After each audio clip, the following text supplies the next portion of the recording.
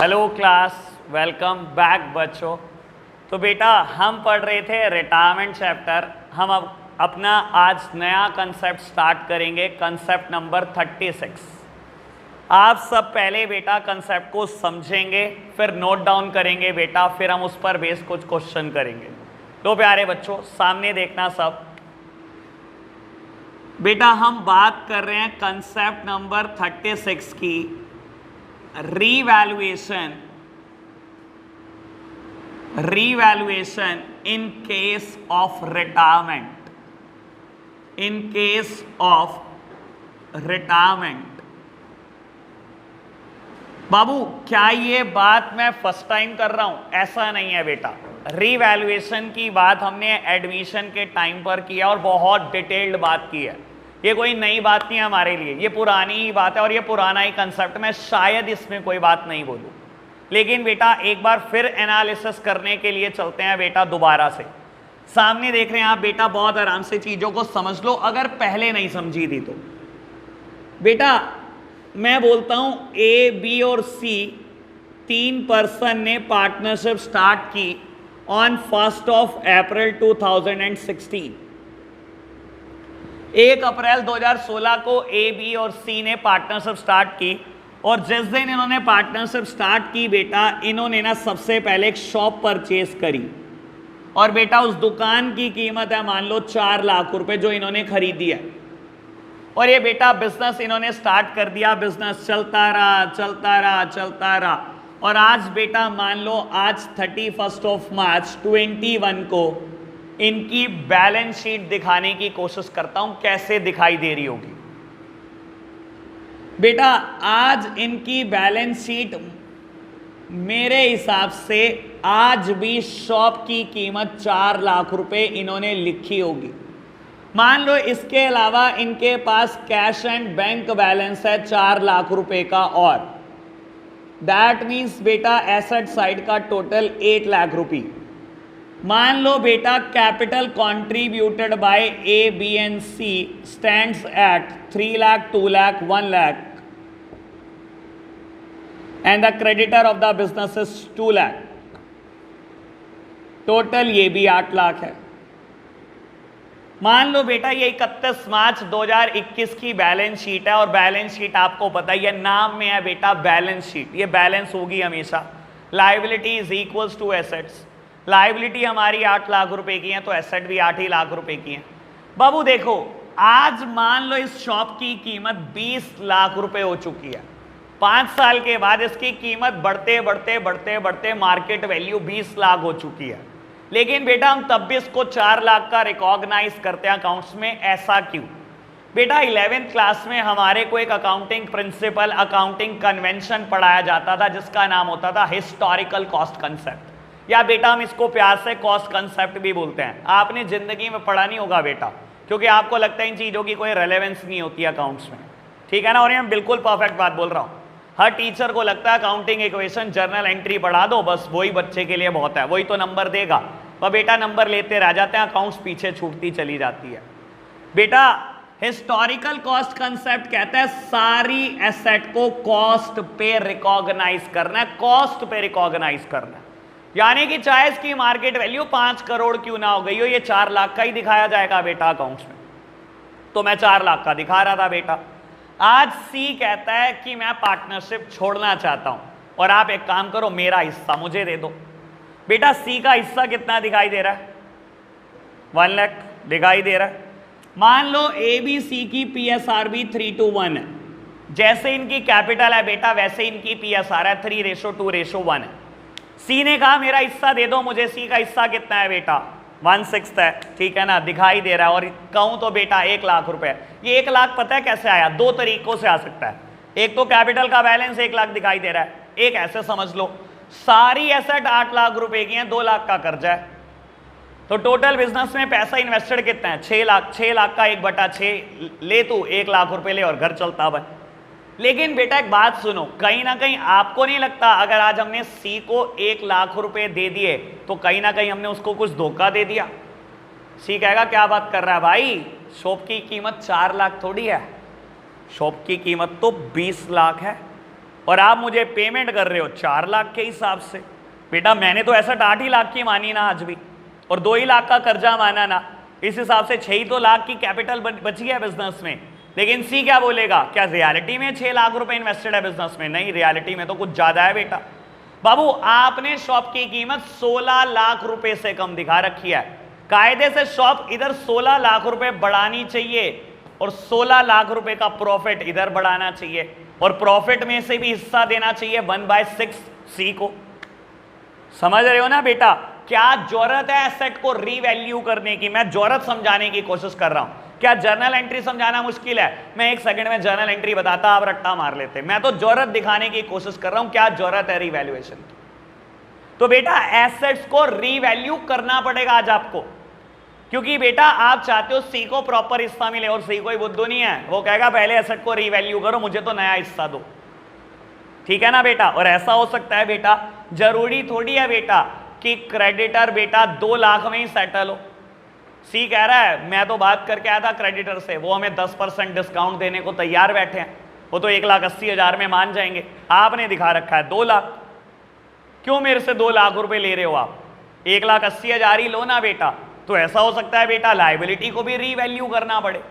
तो बेटा जब भी कोई पार्टनर नया एडमिट होता है या जब भी कोई पार्टनर रिटायर होता है, तो हम क्या करते हैं बेटा, एसेट्स और लायबिलिटी को रीवैल्यू जरूर करते हैं।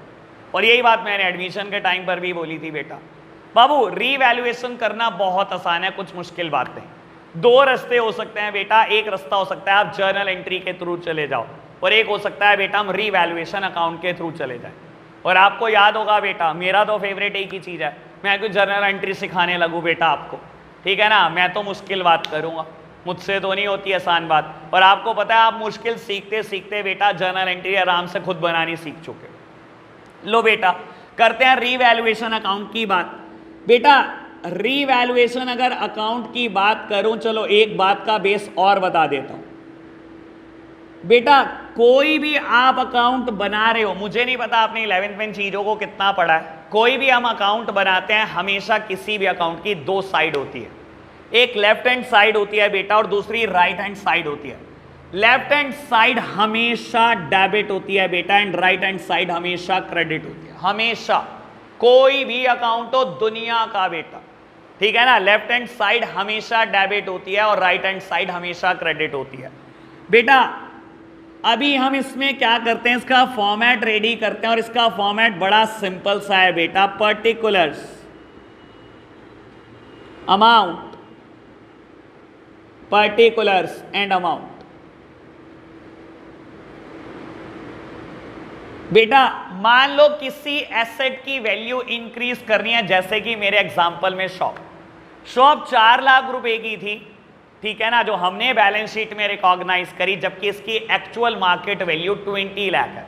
तो मुझे 16 लाख रुपए से शॉप की वैल्यू को बढ़ाना है। मैं कैसे एसेट को रीवैल्यू करता हूं, समझना बेटा। सबसे पहले ये सोचो एसेट की वैल्यू बढ़ानी है या कम करनी है, या लायबिलिटी की वैल्यू बढ़ानी है या कम करनी है। आपकी नॉलेज के लिए बता देता हूं, जिन्होंने पहले कभी ये बातें नहीं सुनी बेटा, एसेट्स हमेशा डेबिट होती हैं और लायबिलिटीज हमेशा क्रेडिट होती है बेटा। एसेट्स हमेशा डेबिट होती है, कोई एसेट की बात कर लो बेटा, ठीक है ना, लैंड एंड बिल्डिंग की बात कर लो, प्लांट एंड मशीनरी की बात कर लो, फर्नीचर फिक्सर की बात कर लो, कैश इन हैंड की बात कर लो, बैंक बैलेंस की बात कर लो, प्रीपेड की बात कर लो, स्टॉक की बात कर लो। मैं कह रहा हूं कोई एसेट दुनिया की ऐसी नहीं है बेटा जो क्रेडिट होती है, सब एसेट डेबिट होती है, ठीक है जी। अब बेटा मुझे एसेट की वैल्यू बढ़ानी है, जो चीज 4 लाख की थी उसको 20 लाख तक पहुंचाना है, यानी कि 16 लाख से वैल्यू बढ़ानी है। मुझे एसेट की वैल्यू बढ़ानी है ना, एसेट हमेशा डेबिट होती हैं, अगर उसकी वैल्यू बढ़ानी है ना तो बेटा डेबिट साइड को और बढ़ा दो। दैट मीन्स बेटा 16 लाख रुपए से शॉप को और डेबिट कर दो। 4 लाख से तो पहले ही डेबिट होगी बेटा, मुझे एसेट की वैल्यू बढ़ानी है, एसेट हमेशा डेबिट होती है, एसेट की ही वैल्यू बढ़ानी है ना बेटा, डेबिट कर दो और। तो बेटा शॉप को मैंने कर दिया डेबिट, शॉप अकाउंट डेबिट। बेटा दूसरी साइड क्या लिखो, टू क्रेडिट साइड क्या लिखो, रीवैल्यूएशन अकाउंट। तो यानी कि जर्नल एंट्री में पास करूंगा shop account debit to revaluation account, और मैं बनाने जा रहा हूं रीवैल्यूएशन अकाउंट। जर्नल एंट्री मैंने बोल दी, लिखूंगा कभी नहीं बेटा, कभी नहीं लिखूंगा, मैं कहूंगा भी नहीं एक बार भी लिखने को आपको। Shop account debit to revaluation, अगर रीवैल्यूएशन अकाउंट में इसकी पोस्टिंग करनी पड़े तो मैं किस साइड करूंगा बेटा? By side. Shop account debit to revaluation, मैं रीवैल्यूएशन अकाउंट बना रहा हूं, हमेशा सामने वाली साइड की पोस्टिंग होती है, तो बेटा क्या लिखा जाएगा? By shop. मैं लिख नहीं रहा हूं, ये तो मेरा एग्जांपल था, मैं रीवैल्यूएशन अकाउंट का फॉर्मेट बता रहा हूं आपको, यानी कि मैं लिख रहा हूं बाय इंक्रीज इन एसेट। जब भी एसेट की कीमत बढ़ानी हो हमेशा रीवैल्यूएशन में बाय साइड उसकी पोस्टिंग करते हैं, कोई दिक्कत तो नहीं बेटा, पुरानी बात है, ठीक है ना। अगर मान लो ये शॉप की कीमत आज 2 लाख रुपए रह गई होती, एसेट की वैल्यू कम करनी है, हो सकता है बेटा, कुड बी पॉसिबल, एसेट की कीमत कम करनी है, तो कैसे कम करते बेटा? एसेट्स हमेशा डेबिट होती है, अगर उनकी वैल्यू कम करनी पड़े ना बेटा तो हमेशा साइड बदली जाती है, अकाउंट्स का नियम है बेटा। अगर किसी चीज की कीमत बढ़ानी होती है सेम साइड बढ़ाते चले जाओ, अगर किसी चीज की कीमत कम करनी होता है बेटा उसको अपोजिट साइड ले जाया जाता है। बेटा एसेट्स हमेशा डेबिट होती हैं, इसकी वैल्यू को कम करना है, इसकी साइड बदल दो, इसको क्रेडिट साइड ले जाओ। That means to shop account, मैंने क्रेडिट साइड लिख दिया, टू शॉप अकाउंट, तो इस केस में डेबिट किसको करूंगा? रीवैल्यूएशन अकाउंट को। दैट मीन्स जर्नल एंट्री क्या होगी? Revaluation account debit to shop account, तो इसकी पोस्टिंग कहां पर होगी बेटा? रीवैल्यूएशन अकाउंट में, टू साइड। दैट मीन्स मैं नाम नहीं लिखूंगा टू शॉप, मैं लिखूंगा to decrease in assets, to decrease in assets. Assets की वैल्यू कम करनी हो तो हमेशा रीवैल्यूएशन में टू साइड आती है, कोई नई बात नहीं बेटा, बहुत बार रीवैल्यूएशन अकाउंट बना। सेम बात लायबिलिटी के लिए करते हैं बेटा, लायबिलिटी हमेशा क्रेडिट होती है बेटा, लायबिलिटी की वैल्यू बढ़ानी है। मान लो बेटा एक क्रेडिटर 20,000 रुपए के थे, वो रिकॉग्नाइज करने रह गए, वो बेटा बुक्स में नहीं दिखा पाया, या बेटा ये जो क्रेडिटर थे इन्होंने कहा 2,20,000 मानेंगे हम 2 लाख नहीं ले रहे, हमें तो 2,20,000 चाहिए, तो बेटा मेरे को लायबिलिटी की कीमत बढ़ानी है। लायबिलिटी हमेशा क्रेडिट होती है, कीमत बढ़ानी है बेटा, क्रेडिट साइड और बढ़ा दो, that means to creditor account, तो डेबिट किसको करूं बेटा? रीवैल्यूएशन को। Journal entry would be revaluation account debit to creditor. बाबू पोस्टिंग कहां पर होगी? To side, to increase in liability, to increase in liability. लो जी बेटा, ऐसे ही अगर कीमत कम करनी हो तो बेटा बाय साइड पोस्टिंग हो जाती है, बाय डिक्रीज इन लायबिलिटी। एक बात और काम की, फिर रीवैल्यूएशन अकाउंट फिनिश करेंगे। बेटा कई बार ऐसा हो जाता है कोई एसेट रिकॉर्ड करने से रह गई, कई बार ऐसा हो जाता है कोई एसेट रिकॉर्ड करने से रह गई, तो बाबू अगर आपको कह दे कोई अनरिकॉर्डेड एसेट है आज उसको रिकॉर्ड कर लो, एसेट को रिकॉर्ड करना है, मुश्किल क्या बात है, एसेट हमेशा डेबिट होती है, कर दो डेबिट। लेट सपोज कहता है कंप्यूटर है वो रिकॉर्ड करना रह गया, कंप्यूटर एक एसेट है बेटा, रिकॉर्ड करने से रह गई, आज रिकॉर्ड कर दो, तो क्या करूं बेटा? एसेट रिकॉर्ड करने से रही, एसेट को डेबिट कर दो, computer debit to revaluation account. That means बेटा अनरिकॉर्डेड एसेट भी डेबिट हो जाएंगी हमेशा, जैसे नॉर्मल एसेट डेबिट होती है वैसे ही अनरिकॉर्डेड एसेट भी डेबिट होती है।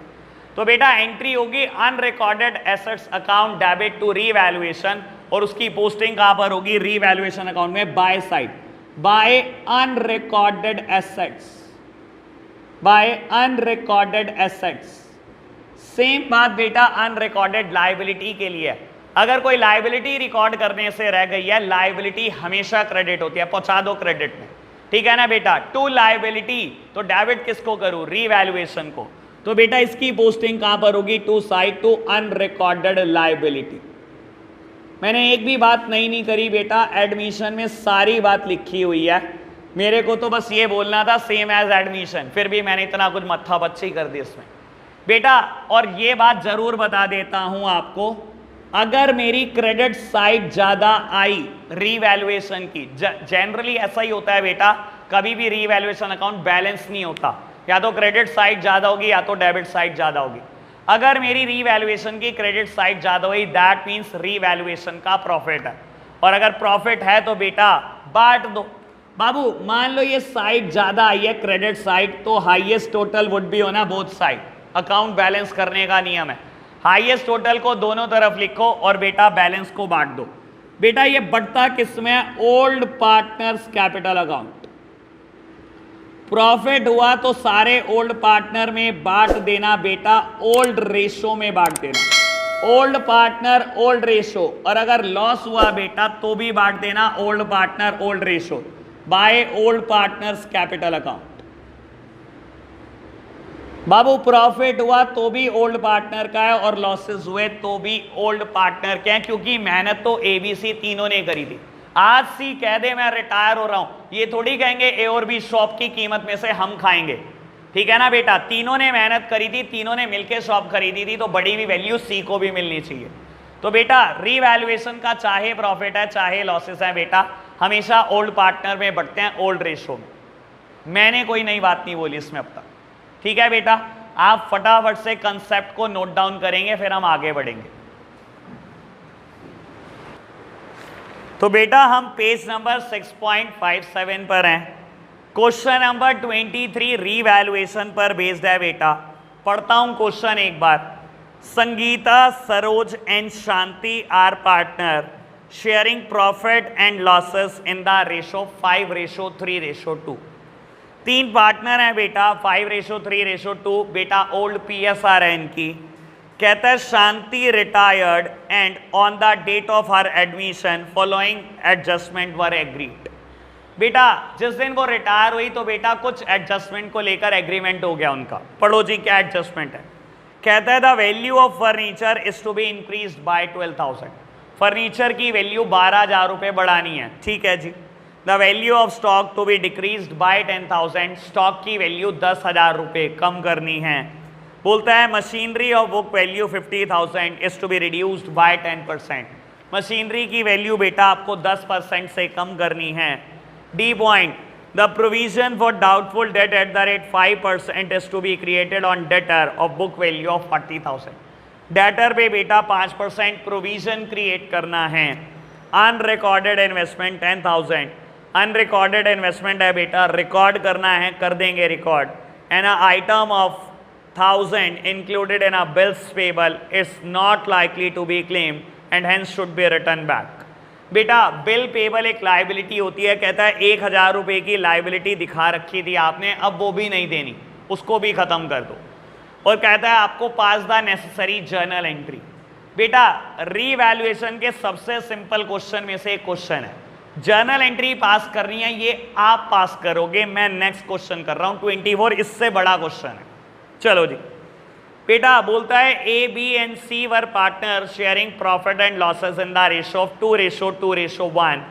B retired on 31st of March 21 and on the date of his retirement some of the assets and liability appeared in the books as follow। बेटा A B C का old PSR पता है, कुछ asset और कुछ liabilities की value देता है। बैलेंस शीट की फॉर्म में नहीं देता लेकिन वैल्यू देता है। Creditor 70,000, building 1 lakh, plant and machinery 40,000, stock of raw material 20,000, stock of finish goods 30,000 and debtor 20,000। ठीक है जी। कहता है following was agreed among the partner on बीज रिटायरमेंट। कहता है बिल्डिंग की वैल्यू को अप्रिशिएट करना है 20%, प्लांट एंड मशीनरी को रिड्यूस करना है 10% से। A provision of 5% on debtor is to be created for doubtful debt. Stock of raw material to be valued at 18,000 and the finished goods 35,000. And an old computer previously written off was sold for 2,000 as scrap and a firm had to pay 5,000 to the injured employee. Pass the necessary journal entry to record the above adjustment and prepare the revaluation account. आपको कहता है journal entry भी pass on कर दो, revaluation account भी बना दो। तो बेटा आपको पता ही है हमारा फेवरेट क्या है, मैं रीवैल्यूएशन अकाउंट बना देता हूँ, ठीक है ना। जर्नल एंट्री सोचते जाएंगे, करूंगा नहीं, लिखूंगा नहीं, लेकिन बहुत जल्दी जल्दी से सोचूंगा। तो बेटा मैं रीवैल्यूएशन अकाउंट बना रहा हूं क्वेश्चन नंबर 24 में। बेटा क्वेश्चन नंबर 25 अभी हमें नहीं करना, ऐसे ही बता देता हूं। मैंने एक क्वेश्चन का एक पार्ट छुटवाया हुआ है बेटा एडमिशन में भी, ये बेटा पेंडिंग है। जिस दिन मैं एक चैप्टर है हमारा 4th chapter change in profit sharing ratio, जब करा दूंगा तो बेटा इसका क्वेश्चन नंबर 25 भी हो जाएगा। लो प्यारे बच्चों फटाफट से क्वेश्चन नंबर 24 करना है। सबसे पहले रीवैल्यूएशन अकाउंट का फॉर्मेट, बहुत जल्दी से। क्वेश्चन नंबर 24 रीवैल्यूएशन अकाउंट का फॉर्मेट।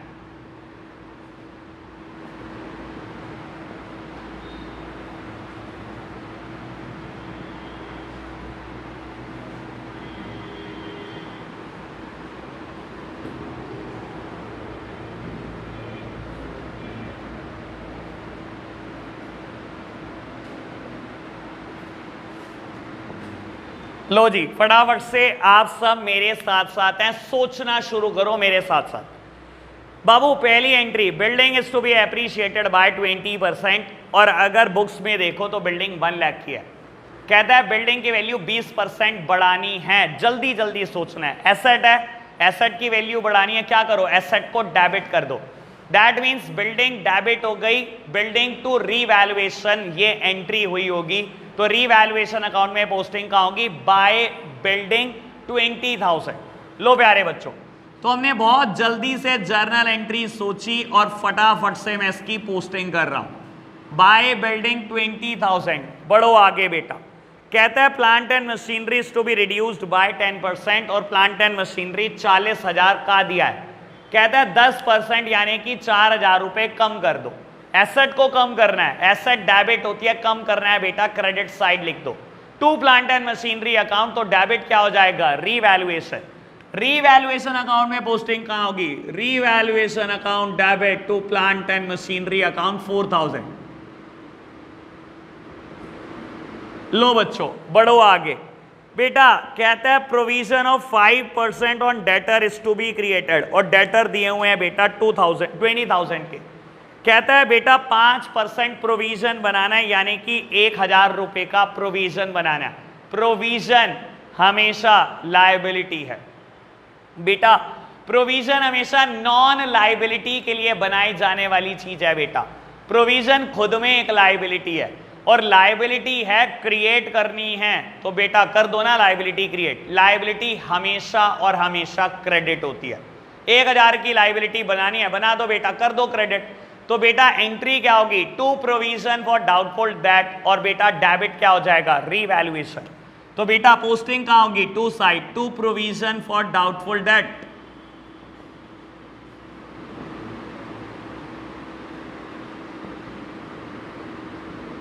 लो प्यारे बच्चों बढ़ो आगे। 4th one, stock of raw material to be valued at 18,000, और बेटा पहले दिया हुआ है बुक्स में 20,000। बाबू 20,000 का स्टॉक था, कहता है आज उसकी वैल्यू 18,000 रुपए रह गई है। 18,000 रह गई है, यानी कि एसेट को 2,000 रुपए से कम करना है। कम करना है बेटा, क्रेडिट साइड लिख दो, एसेट को बेटा डेबिट कर दो, रीवैल्यूएशन को। तो बेटा एंट्री क्या होगी, revaluation account debit to stock of raw material.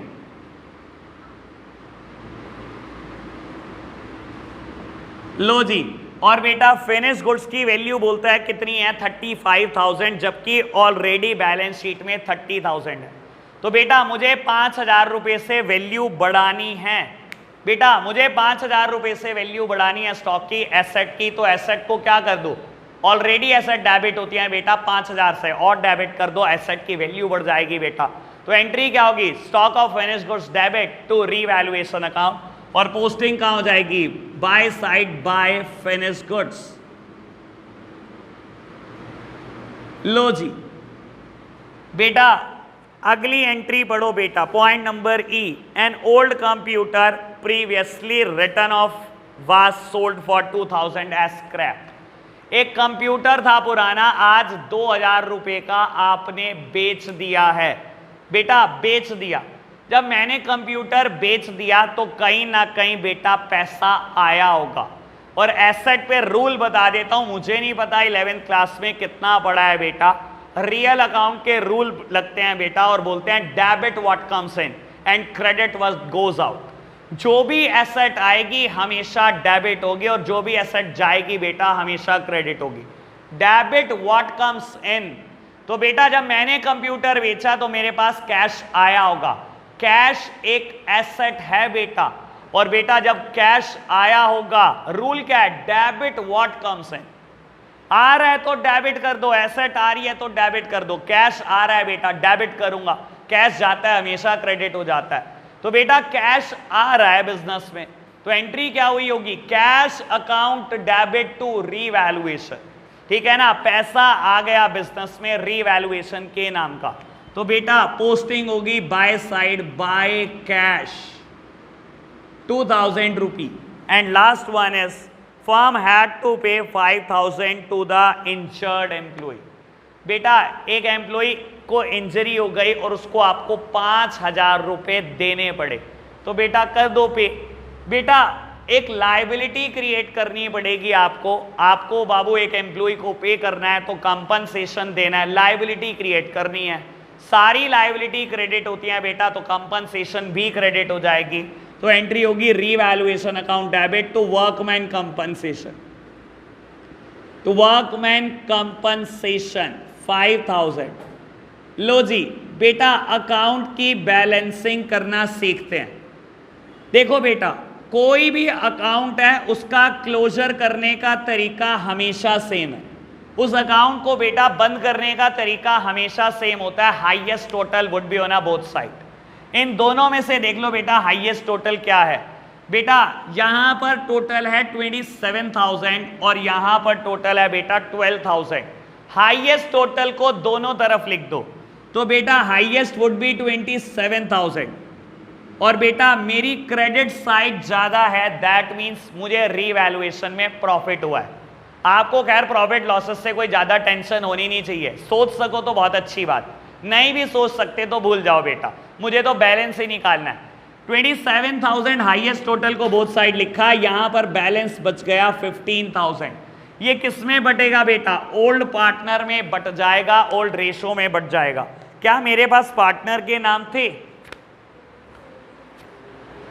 लो जी बेटा मेरे पास पार्टनर के नाम थे ABC और ओल्ड रेशो थी 2:1। तो बेटा बांट खाओ फटाफट से।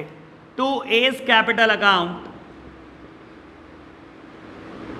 To B's capital account and to C's capital account. तीन पार्टनर है मेरे पास ओल्ड पार्टनर और उनकी ओल्ड रेशो है 2:1। तो बेटा 15,000 को मैं 2:1 में बांट दूंगा। ए को प्रॉफिट में से 6,000 मिलेंगे, बी को भी 6,000 और सी को मिलेंगे 3,000। Question number 24 finish. आपके लिए 23 होमवर्क है, 25 अभी हमने नहीं करना, एक नेक्स्ट कंसेप्ट स्टार्ट कर रहे हैं बेटा। लो जी आज का बेटा कंसेप्ट नंबर 37। लो जी बेटा ये क्वेश्चन खुद से हो जाएगा तो मैं इसको रब कर देता हूं, इसका सॉल्यूशन नोट करने की कोई जरूरत नहीं है। चलो जी बेटा बात कर रहे हैं कंसेप्ट नंबर 37 की, अनडिस्ट्रीब्यूटेड प्रॉफिट, अनडिस्ट्रीब्यूटेड प्रॉफिट और losses in case of retirement.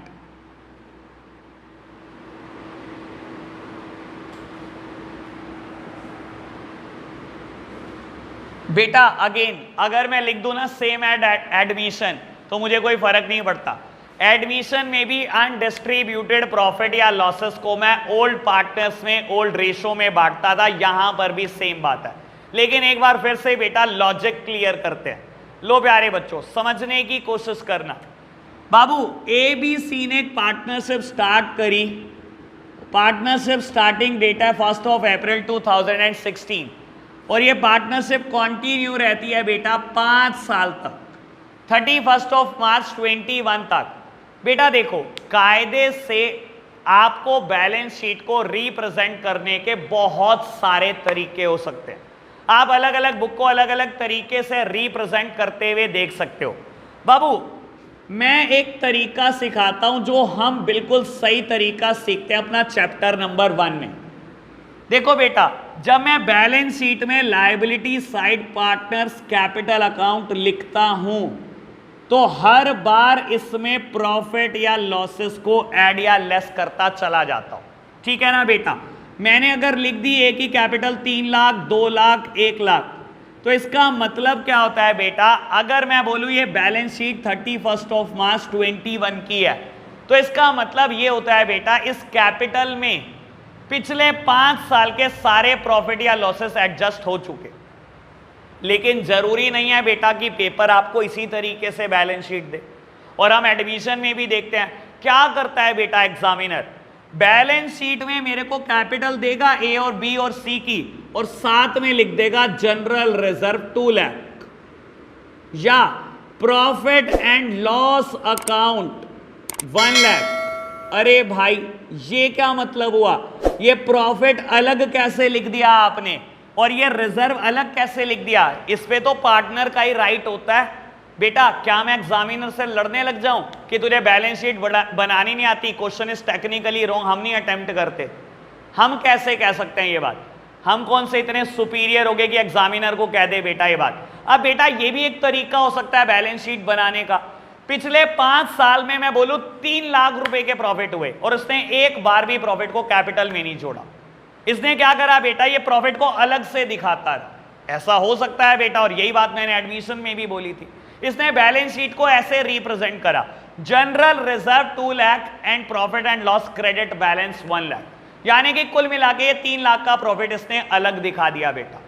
Babu general reserve is also a free profit, और ये चर्चा मैंने की हुई है, इसके अगेंस्ट हमारी कोई लायबिलिटी कभी भी नहीं होती बेटा, ठीक है ना। ये एक फ्री प्रॉफिट है बेटा, जहां मर्जी यूज करो, आपकी मर्जी है, बिजनेस में फ्री प्रॉफिट है, जैसे प्रॉफिट एंड लॉस का क्रेडिट बैलेंस है। अब मेरे पास 3 लाख रुपए पड़े हैं, कायदे से कैपिटल में जोड़ने चाहिए थे, चलो नहीं जोड़े। आज बेटा सी कहता है मैं रिटायर हो रहा हूं, तो आपको क्या लगता है, सी को सिर्फ बेटा क्या 1 लाख रुपए दे और कहें चल तू निकल जा? सी कहेगा ये प्रॉफिट किसने कमाया? तुम दोनों ने अकेले थोड़ी कमाया, ए और बी, हम तीनों ने मिलकर कमाया है, तो तीनों को मिलना चाहिए बेटा। सी छोड़कर थोड़ी जाएगा प्रॉफिट आपके लिए। तो बेटा अनडिस्ट्रीब्यूटेड प्रॉफिट का क्या होता है बेटा? अभी तक आपने कैपिटल में नहीं जोड़ा, अब कैपिटल में जोड़ने का नंबर आ गया, अब हम सही रिप्रेजेंटेशन करके देंगे बेटा। तो बाबू हम क्या करते हैं, डिस्ट्रीब्यूटेड प्रॉफिट या लॉसेस को बेटा old partner in a old ratio बांटकर खत्म करते हैं। देखो बेटा जर्नल एंट्री सीखते हैं, फिर समझाता हूं बेटा। अब ये जो प्रॉफिट्स हैं ये किस साइड लिखे हैं? ये लायबिलिटी साइड लिखे गए हैं, और मैं कह रहा हूं मेरे को इसको बांट के खत्म करना है, लायबिलिटी को बांट के खत्म करना है। लायबिलिटी हमेशा क्रेडिट होती है, और बेटा बांट के खत्म करना है तो क्या कर दो, साइड बदल दो, इसकी डेबिट कर दो, खत्म हो जाएगी। तो बेटा मैं इन दोनों को डेबिट कर रहा हूं। लो प्यारे बच्चों, जनरल रिजर्व अकाउंट डेबिट, मैं लायबिलिटी को बांट के खत्म कर रहा हूं। Profit and loss account also debit, profit and loss account also debit. ये 2 लाख रुपए का था, ये 1 लाख रुपए का था, खत्म कर दो। किसमें बांट दो? Old partner in a old ratio, to A's capital account, to B's capital account and to C's capital account. Old partner में बांट रहा हूं बेटा ओल्ड रेशो में, मुझे क्वेश्चन में ओल्ड रेशो गिवन नहीं है, तो बेटा क्या करूं, इक्वल बांट दो, नियम पढ़ा हुआ है हमने। तो बेटा मैंने क्या करा, 1-1 लाख रुपए तीनों की कैपिटल बढ़ा दी। लो प्यारे बच्चों अब एक बात बताता हूं आपको, मुझे तो मजा तब आएगा बेटा जब आप जर्नल एंट्री पढ़कर एनालिसिस करना सीख जाओ। देखो कायदे से हुआ क्या बेटा, मैंने इन दोनों को बुक से खत्म कर दिया और किया क्या, इनकी कैपिटल 1-1 लाख रुपए बढ़ा दी बेटा, जो इनकी पीएसआर थी। बेटा अगर मैं कैपिटल को क्रेडिट कर रहा हूं तो पहले से ही कैपिटल लायबिलिटी साइड लिखी गई है, ठीक है ना बेटा, लायबिलिटीज पहले ही क्रेडिट होती हैं, और अगर आपने इनकी कैपिटल को दोबारा क्रेडिट में लिख दिया दैट मीन्स आपने इनकी कैपिटल को बढ़ा दिया। तो बाबू कायदे से सही रिप्रेजेंटेशन तो पहले ही ये होनी चाहिए थी, आपने गलत रिप्रेजेंटेशन करी, मैंने ठीक कर दी, ठीक है ना। सही रिप्रेजेंटेशन क्या होनी चाहिए थी, प्रॉफिट तो पहले ही कैपिटल में जुड़ना चाहिए, आपने गलत करके दिया, मैंने फिर सही कर दिया, मैंने फिर कैपिटल में ही जोड़ दिया उसको। बेटा हमेशा ध्यान रखना अनडिस्ट्रीब्यूटेड प्रॉफिट होंगे ओल्ड पार्टनर में बटेंगे ओल्ड रेशो में, अनडिस्ट्रीब्यूटेड लॉसेस होंगे वो भी ओल्ड पार्टनर में बटेंगे ओल्ड रेशो में।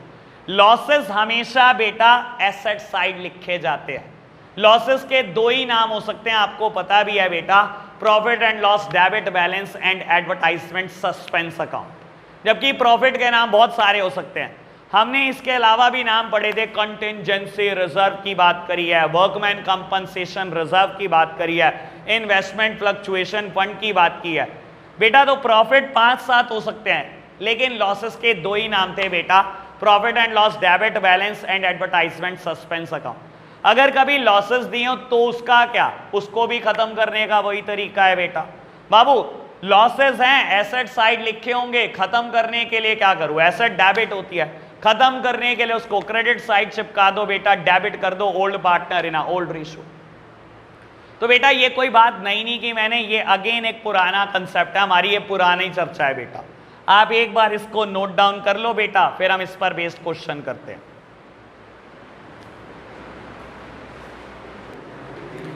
बेटा क्वेश्चन नंबर 26 पेज नंबर 6.58, आप पेज नंबर 6.58 पर हैं। क्वेश्चन नंबर 26 मेरे साथ साथ रीड करेंगे। X, Y and Z are partner sharing profit and losses in the ratio of 3:2:1. Z retired from the firm on 1st of April 2021 and on the date of Z's retirement following balances exist in the books of the firm.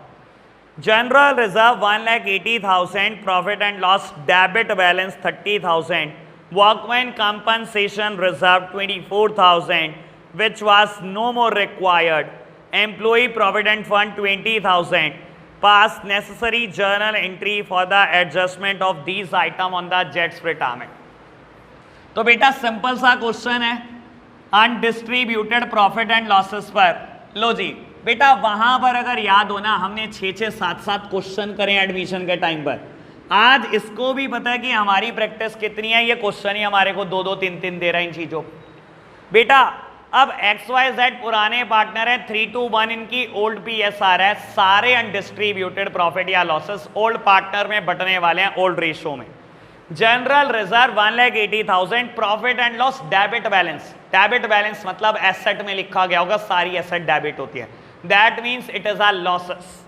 और उसके बाद बोलता है workman compensation reserve, ये भी एक बेटा हमारा प्रॉफिट है बिजनेस का। और बेटा लास्ट वन बोलता है एम्प्लॉय प्रोविडेंट फंड।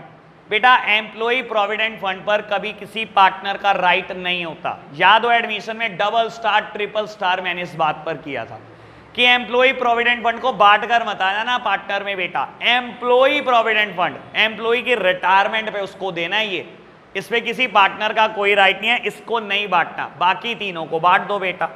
लो बेटा समझो बाबू, जनरल रिजर्व और वर्कमैन कंपनसेशन रिजर्व मेरे लिए प्रॉफिट है और ये लिखे गए होंगे liability side, that means credit. और अगर इसको खत्म करना है बेटा तो कर दो debit. General reserve account debit,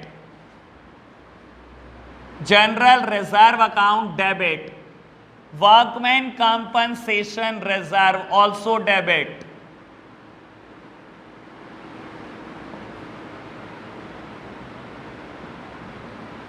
to X capital account, to Y's capital account and to Z's capital account.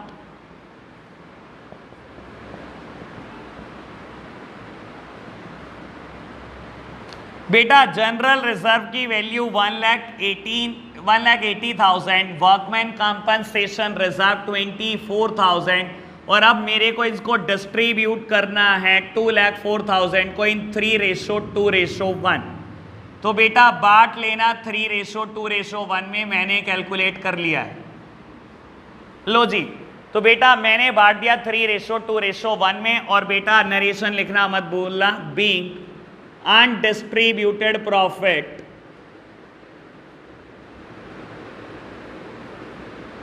distributed among the old partners.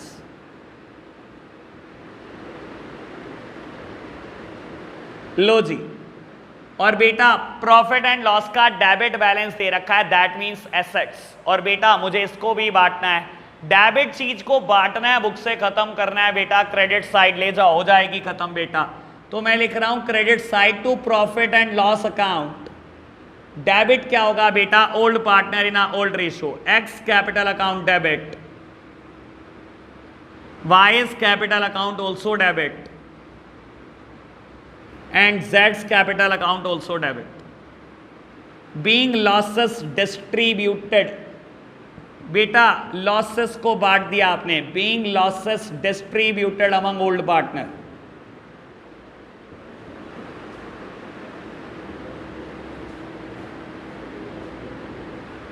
कितने के लॉसेस हैं बेटा, 30,000 के। 3:2:1 में बांटना है बेटा। लो जी मैंने बांट दिया है बेटा 3:2:1 में। तो बेटा यहां पर हमारा क्वेश्चन नंबर 26 फिनिश हो गया। 27 एंड 28 होमवर्क। और बाबू बता देता हूं 56 क्वेश्चन के चैप्टर में से 28 फिनिश हो गए, यानी कि बेटा आधा चैप्टर खत्म हो चुका है और शायद हमने 3 ही लेक्चर अभी तक इसके ऊपर लगाए हैं। ठीक है ना बेटा। तो चैप्टर मेरे लिए तो बेटा कल खत्म हो जाएगा। मैंने 2-4 बड़े क्वेश्चन कराने हैं, मैंने कह देना 56 तक होमवर्क, फिर आप रोना शुरू कर दोगे। तो बेटा क्वेश्चन नंबर 23, क्वेश्चन नंबर 27 और क्वेश्चन नंबर 28 आज के लिए होमवर्क हो जाते हैं। तो बेटा आज के लिए इतना ही रखते हैं, कल मिलेंगे, बाय बाय।